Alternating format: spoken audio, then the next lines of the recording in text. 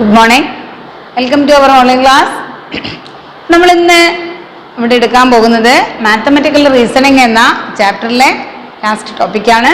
കഴിഞ്ഞ ക്ലാസ്സുകളിൽ നമ്മൾ എന്തൊക്കെയാണ് കുറച്ച് വേർഡ്സിനെ കുറിച്ചിട്ട് മാത്തമാറ്റിക്കലി സ്റ്റേറ്റ്മെന്റ് എന്താ, സെന്റൻസ് എന്താ എന്നതിനെ കുറിച്ചിട്ടൊക്കെ നമ്മൾ പറഞ്ഞു കഴിഞ്ഞു അല്ലേ. ഇവിടെ ഇപ്പോൾ ലാസ്റ്റ് പറയുന്നത് എന്താണെന്ന് വെച്ച് കഴിഞ്ഞാൽ എന്താണ് കോൺട്രാപോസിറ്റീവ് ആൻഡ് കോൺവേഴ്സ്. ഒരു സെന്റൻസ് തന്നിട്ട് അതിൻ്റെ കോൺട്രാപോസിറ്റീവും അതിൻ്റെ കോൺവേഴ്സും എങ്ങനെയാണ് എഴുതുക എന്നുള്ളതാണ്. അതായത് നമ്മളിപ്പോൾ ഒരു സെന്റൻസ് പറയാണ്. ഇപ്പോൾ ഇതാ ഒരു എക്സാമ്പിൾ ആയിട്ട് നോക്കൂ. If a triangle is equilateral, it is isosceles. ഒരു ട്രയാങ്കിൾ ഈക്വിലാറ്ററൽ, എന്താ ഈക്വിലാറ്ററൽ എന്ന് പറഞ്ഞു കഴിഞ്ഞാൽ അത് 3 സൈഡും 3 sides are equal, then it is called a equilateral triangle അല്ലേ. That is isosceles. 2 sides are equal, then it is called a isosceles. അപ്പോൾ ഒരു ട്രയാങ്കിൾ ഈക്വിലാറ്ററൽ ആണെങ്കിൽ it must be an isosceles. 3 side equal ആണെങ്കിൽ ഓട്ടോമാറ്റിക് എന്തായിരിക്കും? 2 side equal ആയിരിക്കും. ഈ ഒരു സെന്റൻസിന്റെ converse എന്താണ്? ഇത് ഒരു കോൺട്രാപോസിറ്റീവിലാണ് കിടക്കുന്നത്. അപ്പൊ അതിന്റെ കോൺവേഴ്സ് എഴുതണമെങ്കിൽ എന്താ എഴുതേണ്ടത്? ആൻസർ ആയിട്ട് നമുക്ക് എഴുതെന്താ? If a triangle is not an isosceles,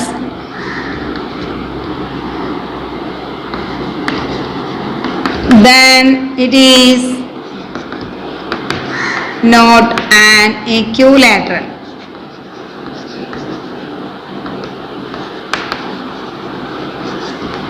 അതായത് പറഞ്ഞെന്താ? If a triangle is not isosceles then it is not an equilateral.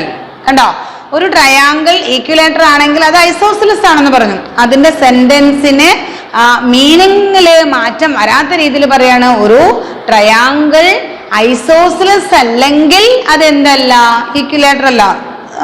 സത്യമായിട്ടുള്ള കാര്യമാണല്ലോ അല്ലെ. 3 സൈഡ് ഈക്വൽ ആണെങ്കിൽ അതിന്റെ 2 സൈഡ് ഈക്വൽ ആയിരിക്കും എന്നാണ് പറയുന്നത്. ഇവിടെ എന്താ പറഞ്ഞത്? 2 സൈഡ് ഈക്വൽ അല്ലാത്തതാണെങ്കിൽ അത് ഓട്ടോമാറ്റിക് 3 സൈഡും ഈക്വൽ അല്ലാത്ത ട്രയാങ്കിൾ ആയിരിക്കും. അഥവാ if a triangle is not an isosceles then it is not an equilateral. വേറൊരു എക്സാമ്പിൾ പറയുകയാണെന്നുണ്ടെങ്കിൽ നോക്കൂ. രണ്ടാമത്തെ, if a number is divisible by 9 then it is divisible by 3.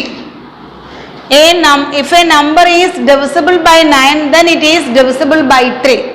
ഒരു നമ്പറിനെ 3 കൊണ്ട് ഡിവൈഡ് ചെയ്യാൻ ഒരു നമ്പറിനെ 9 കൊണ്ട് ഡിവൈഡ് ചെയ്യാൻ സാധിക്കുമെങ്കിൽ തീർച്ചയായും അതിനെ 3 കൊണ്ട് ഡിവൈഡ് ചെയ്യാൻ സാധിക്കുമെന്നാണ് പറയുന്നത്. then ഇതിന്റെ കോൺവേഴ്സ് എങ്ങനെയാ പറയുന്നത്? കോൺവേഴ്സ് പറയുന്നത് നോക്കൂ. If a number is not divisible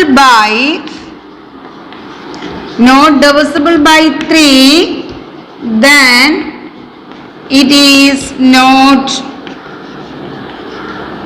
divisible by 9. ആദ്യം പറഞ്ഞത് if a number is divisible by 9 കൊണ്ട് ഡിവൈഡ് ചെയ്യാൻ സാധിക്കുന്നതിനെ then it is divisible by 3. 3 കൊണ്ടും അല്ലെങ്കിൽ 3 കൊണ്ട് ഡിവൈഡ് ചെയ്യാൻ സാധിക്കും. ഇനി എന്താ അതിന്റെ കോൺവേഴ്സ് എന്താ പറയുന്നത്? If a number is not divisible by 3 കൊണ്ട് ഡിവൈഡ് ചെയ്യാൻ സാധിക്കാത്ത ഒരു നമ്പറിനെ then it is not divisible by 9 കൊണ്ടും ഡിവൈഡ് ചെയ്യാൻ സാധിക്കില്ല അല്ലെ. വേറൊരു എക്സാമ്പിൾ നോക്കൂ. ഞാൻ പറയാം. If you born in India, ഇയാള് ഒരു ഇന്ത്യയിൽ ജനിച്ചിട്ടുണ്ടെങ്കിൽ then you are a citizen of India. അപ്പം അയാൾക്ക് അതിന്റെ ഇന്ത്യയിലെ സിറ്റിസൺ പൗരത്വം കിട്ടും. അപ്പൊ അതിനെ നമ്മൾ എങ്ങനെയാ പറയുന്നത്? If you are not a citizen of India, അത് ഇന്ത്യയിൽ ജനിച്ചിട്ടില്ല എങ്കിൽ അല്ലെ, ഇന്ത്യയിലെ പൗരത്വം അഥവാ സിറ്റിസൺ കിട്ടിയിട്ടില്ല എങ്കിൽ then you were not born in India. അവിടെ ഇന്ത്യയിൽ ജനിച്ചതാവില്ല. അതായത് ഇന്ത്യയിൽ ജനിക്കുകയാണെന്നുണ്ടെങ്കിൽ ഇന്ത്യയിലെ പൗരത്വം കിട്ടും. അപ്പൊ ഇന്ത്യയിലെ പൗരത്വം കിട്ടിയിട്ടില്ലെങ്കിൽ അതെന്തല്ല, അവിടെ ഇന്ത്യയിൽ ജനിച്ച ആളല്ല എന്നർത്ഥം. അപ്പോൾ ഇപ്പോൾ നമ്മളിപ്പോൾ എക്സാമിന് നല്ല മാർക്ക് നമുക്ക് എക്സാമിന് നന്നായിട്ട് പഠിച്ചിട്ടുണ്ടെങ്കിൽ നല്ല മാർക്ക് കിട്ടും. എക്സാമിന് പഠിച്ചിട്ടില്ലേ, എക്സാമിന് നന്നായിട്ട് പഠിച്ചാൽ നല്ല മാർക്ക് കിട്ടും, അല്ലെങ്കിൽ ജയിക്കും. എക്സാമിന് ജയിച്ചിട്ടില്ലേ, അവൻ എക്സാമിന് പഠിച്ചിട്ടില്ല. അപ്പോൾ ഈ രീതിയിൽ തന്നിരിക്കുന്ന സെന്റൻസിനെ മീനിങ് മാറാതെ എന്നാൽ നോട്ട് ചേർത്ത് എഴുതുന്നതിനെയാണ് കോൺട്രാപോസിറ്റീവും ആൻഡ് കോൺവേഴ്സ് എന്നും പറയുന്നത്. അപ്പോൾ നെക്സ്റ്റ് നമുക്ക് ബൈ കോൺട്രഡിക്ഷൻ എന്നുള്ള ഒരു ടോപ്പിക്കും കൂടെ ഉണ്ട്.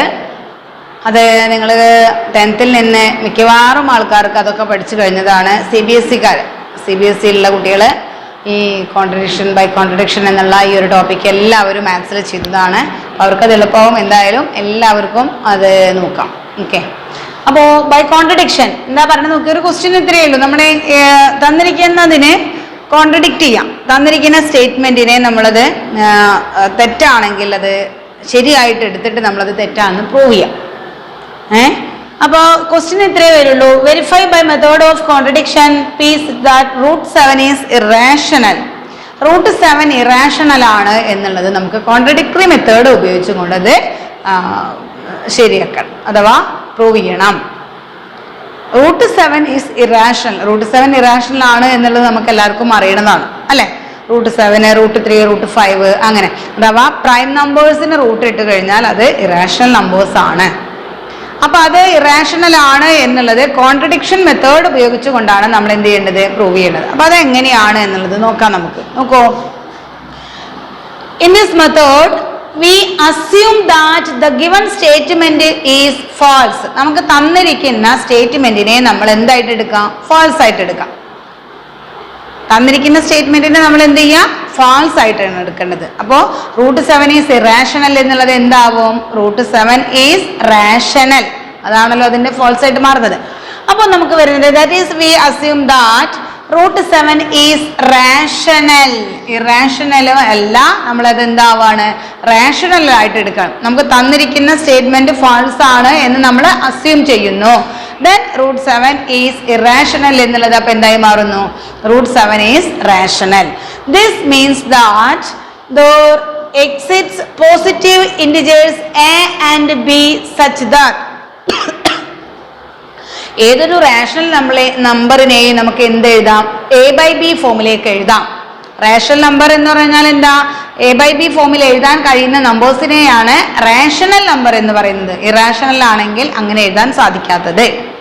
അപ്പോൾ എയും ബിയും ഒരു കോമൺ ഫാക്ടർ ആണെന്നുള്ള എടുത്താൽ നമ്മൾ റാഷണൽ ആണെന്ന് ആക്കി എടുത്തു കഴിഞ്ഞാൽ this means that there exists positive integers a and b such that √7 equal to a/b എന്ന ഫോമിലേക്ക് എഴുതാൻ കഴിയുന്നു.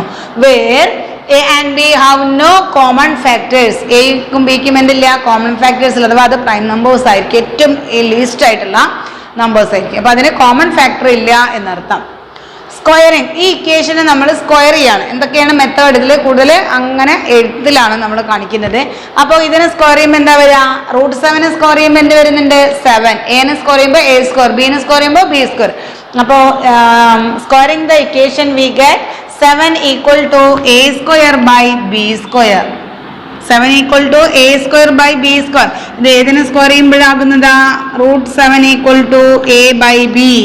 അതിനെ സ്ക്വയർ ചെയ്യുമ്പോഴാണ് √7 സ്ക്വയർ ചെയ്യുമ്പോൾ 7 ആകുന്നു. then a a² b² which implies a² equal to 7 into b², which implies 7 divides a. ഈ ഒരു ഫോമിലേക്ക് എഴുതി കഴിഞ്ഞാൽ അതിനെ നമുക്ക് എന്താ പറയുന്നത്, 7 divides a. 7 എന്താ, a കൊണ്ട് ഡിവൈഡ് ചെയ്യാൻ സാധിക്കുന്നതാണ്. therefore there exists an integer c. നമ്മൾ വേറൊരു നമ്പർ എടുക്കാൻ c എന്നുള്ള ഒരു ഇതും കൂടി എടുക്കുമ്പോൾ such that a equal to 7c. കാരണം 7 divides a ആണ്. അപ്പൊ നമ്മൾ c എന്ന ഒരു നമ്പർ കൂടി എടുക്കുകയാണെന്നുണ്ടെങ്കിൽ എന്ത് എഴുതാം, നമുക്ക് a equal to 7c. a എന്ന നമ്പർ 7നെ c കൊണ്ട് മൾട്ടിപ്പിൾ ചെയ്തതാണ്.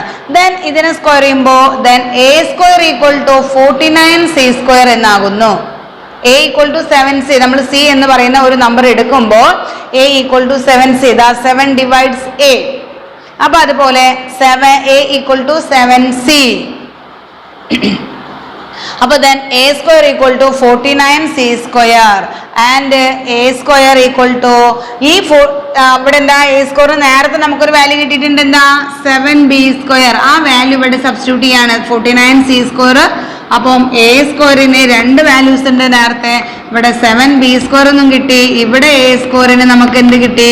49c² എന്നുള്ളതും കിട്ടി അല്ലെ. അപ്പോൾ that is a square equal to 49c² പകരം ഞാൻ എന്ത് കൊടുക്കുന്നു? 7b² കൊടുക്കുന്നു. Hence 7b² equal to 49c². 7b² equal to 49c², which implies b² equal to 7c². എങ്ങനെയാ b² കിട്ടിയത്? 49/7, അതാണ് 7. c² which implies 7 divides b. ഇപ്പൊ നേരത്തെ ഇവിടെ പറഞ്ഞ പോലെ തന്നെ a² equal to 7b², 7 divides a. ഇവിടെ b² equal to 7c², that is 7 divides b. കണ്ടോ? അപ്പം but we have already show that 7 divides a. നേരത്തെ നമ്മൾ 7 divides a എന്ന് പറഞ്ഞിട്ടുണ്ട്, ഇവിടെ 7 divides b എന്നും പറഞ്ഞിട്ടുണ്ട്. അപ്പോ this implies that 7 is a common factor. 7 എന്നുള്ളതിനെ 2 കൊണ്ട് 2 നമ്പേഴ്സ് കൊണ്ടും 7 divides b എന്നും 7 divides a എന്നും കിട്ടിയിട്ടുണ്ട്. അപ്പോൾ ഒരു നമ്പറിനെ 2 നമ്പർ കൊണ്ട് ഡിവൈഡ് ചെയ്യാൻ പറ്റുമെങ്കിൽ അതിനൊരു കോമൺ ഫാക്ടർ ഉണ്ട്. ഇപ്പോൾ 6 divides 2, then 6 divides by 3. അപ്പോൾ 6ന് 2, 3 എന്ന് പറയുന്ന 2 നമ്പേഴ്സ്, 2 ഫാക്ടേഴ്സ് ഉണ്ട് എന്നാണ് അർത്ഥം. അപ്പോൾ അതേപോലെ ഇവിടെ 7 divides a, then 7 divides b. അപ്പോൾ but we have already shown that 7 divides a. This implies that 7 is a common factor of both a and b, which contradicts our earlier assumption that a and b have no common factors. അപ്പോൾ നമ്മൾ എടുത്ത assumption എന്താണ്? അതിന് നേരത്തെ നമ്മൾ എടുത്തിട്ടുണ്ട് എക്കും ബിക്കും എന്തില്ല? Common factor ഇല്ല എന്ന്. പക്ഷെ നമ്മൾ ചെയ്ത് വന്ന് നോക്കുമ്പോൾ നമുക്ക് എന്ത് കിട്ടി? എക്കും ബിക്കും കോമൺ ആയിട്ട് ഫാക്ടർ ഉണ്ട് എന്നുള്ളത് കണ്ടുപിടിച്ചു. അപ്പോൾ നമ്മൾ എടുത്ത അസംഷൻ എന്താണ്? തെറ്റാണ്. ദാറ്റ് ഈസ് റോങ് അല്ലെ. which contradicts our earlier assumption that a and b have no common factors.